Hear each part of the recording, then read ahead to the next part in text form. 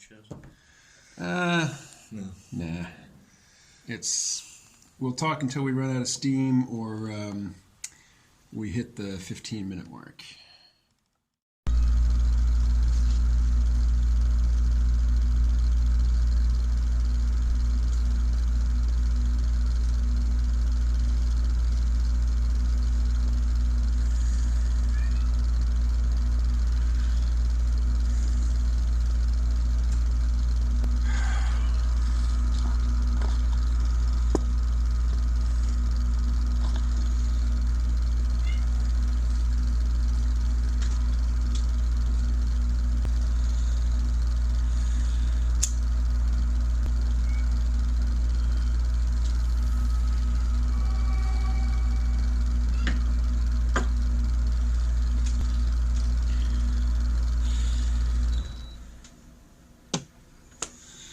Hey everybody, it is 86 degrees outside, which, if you live in Arkansas, like I used to, is nothing to comment on. If you live in Vermont, it's a frickin' heat wave. And I've lived in Vermont for about 3 years now, so I'm acclimatized and I'm a wimp when it comes to heat. This is the second day this year that I've had the air conditioning on. My cat doesn't like it. She'd rather lounge around in sweltering heat than have to listen to an air conditioner. Poor kitty. So what's up? It's Friday. Why no video with Colin? Well, you know what? I went down to the studio and we had an extra long, extra impassioned ideological clash, and it didn't get recorded. So it goes. So what's on my mind? Well, I didn't drink at all for the night 2 of the Democratic debates, which means I didn't get so irritated that I stopped watching in disgust. But I've got some lingering disgust, and it's largely around Andrew Yang and the fact that in a 2-hour debate, he got asked one question where he was allowed, to actually give an answer, and the other times he was called on was when it was a show of hands. Everybody, if you think puppies are cute, raise your hand. Anybody who doesn't think puppies are cute, and then we'll pull back and we'll get a shot of the people, raising their hand at some obnoxious or absurd formulation of some proposition. Blah. So what? Who cares about Andrew Yang?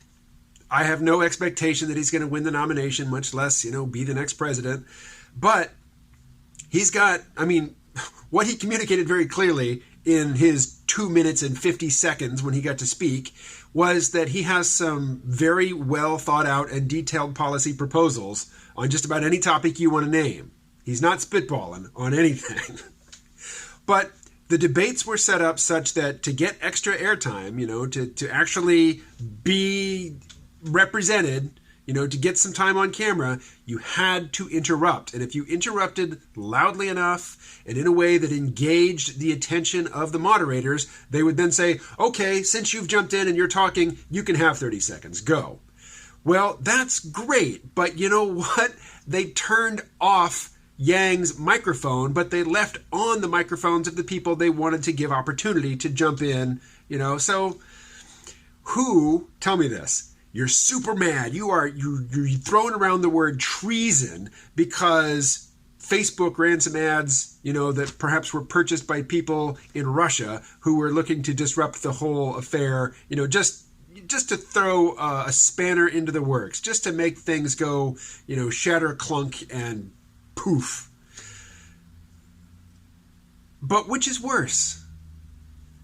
To have Russian agents buy some Facebook ads, or to have NBC determine which candidates actually get to speak, which candidates, in their format, which they created, which candidates have live mics and which don't.